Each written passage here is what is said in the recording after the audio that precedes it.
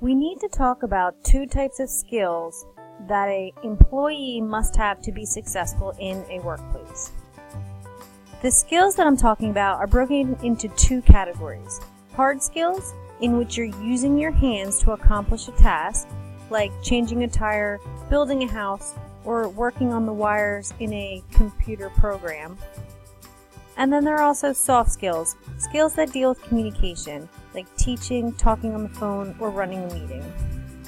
These two types of skills can be present in many of the jobs that you were matched with in your job analysis.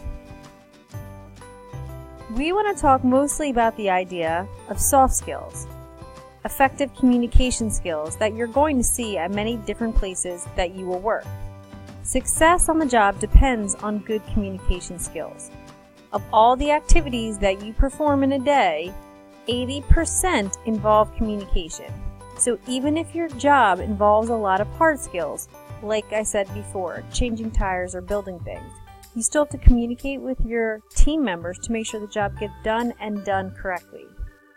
More than half of all job communication involves listening and speaking, and many job ads list good communication skills as a must-have.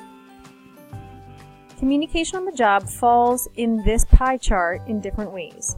So 36% of what we do on a daily basis involves listening, 24% involves speaking, 13% involves writing, depending on what you do, 7% involves reading, and there are all other activities.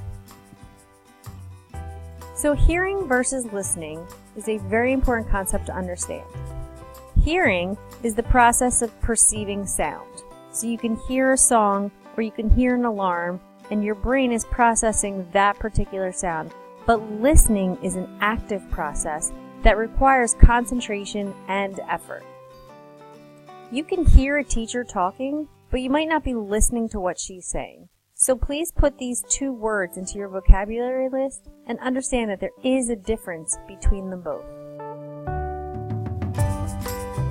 There are different types of listening. There are different activities that your brain should be doing in different scenarios. For example, sympathetic listening is the ability to perceive another's point of view and to sense what that person is feeling. So when you are being sympathetic to a friend who's lost a pet or gotten into a fight with his or her mom or dad, you're able to see their point of view and you might be able to even feel what they're feeling because you've been in a similar situation.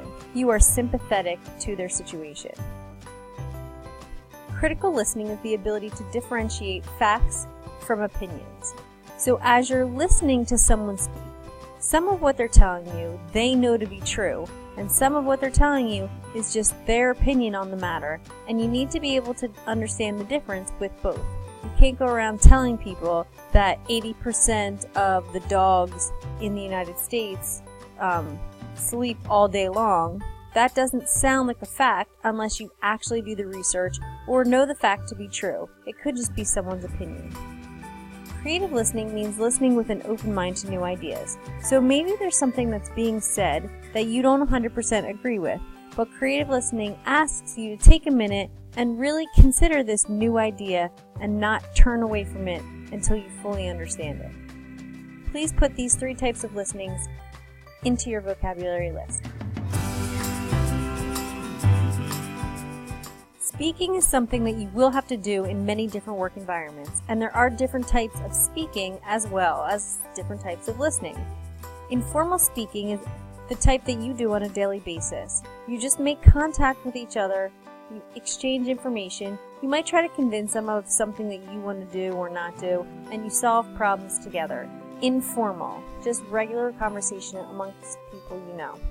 Formal speaking is more of what a teacher would do, or a professor or a doctor. They're giving information, or they're there to entertain, or definitely to persuade. It's typically more of a professional way of talking. Stage fright, we all probably understand. It's the idea of being nervous. It's natural, and it's a common reaction to talking to someone that you might not have ever talked to before.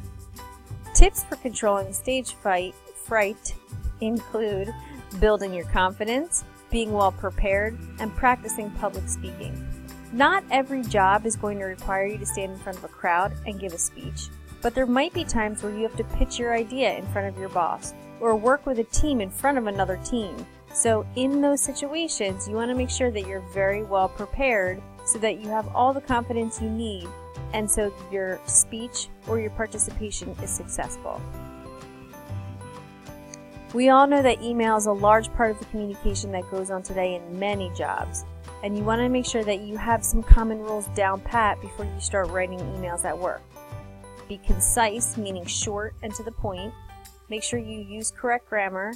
Proofread and look for the red lines to see if you've spelled anything wrong, and review for clarity to make sure it makes sense before you hit send. There is a department at most people's workplaces, or maybe just one person in most people's workplaces, that should represent human relations. It is the art of getting along with others. So there's an HR department or a head of HR, and that is the man or woman in charge of making sure that everybody is working well together. To be truly confident in human relations, you need to have a good understanding of yourself and of others, and a genuine concern for their needs and their feelings. So you want to make sure that you're doing everything in your power to make it a smooth and gentle and cooperative workplace with very little friction and conflict. Please put just the definition of human relations right here into your vocabulary list. Work rules are the do's and don'ts of fitting in successfully and having a positive work experience. There are some rules that are written down and posted in an employee manual, but there are other rules that are not documented or not told that you just understand. Like, for example, it is okay for teachers to wear jeans on Fridays, even though it's not part of our professional work attire, because it's Black and Gold Fridays. So the principal has never said you can do that, but he understands that as long as you're supporting the school spirit, it's an unwritten rule. And lastly, it's important to have a good work attitude. If you are in a good mood, those around you will also be in a good mood, and production at work will become a little bit better. If you are not in a good mood and it affects other people's production, you might have to sit down with an H&R representative. HR will sit with you and talk to you about your attitude, and at times this might be a reason for you to be let go of your job if your personal attitude and your personal feelings and mood swings are affecting those around you. So you want to be aware of it, and you want to stay as positive as possible. The other attitude or work concept that might affect attitudes is the idea of absenteeism. That's the record and pattern of absences at work. So if you have a lot of absences, others have to pick up your slack.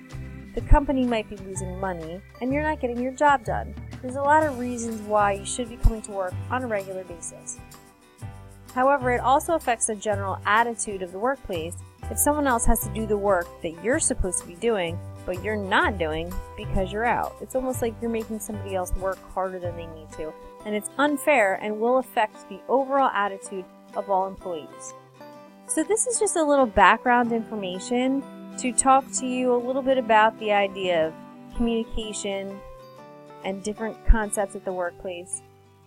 Now that we have listened to work interviews and done work assignments and looked at the idea of a job analysis, we're going to start to understand what it's like to get paid for a job that you've earned and that you have all the skills to be successful at.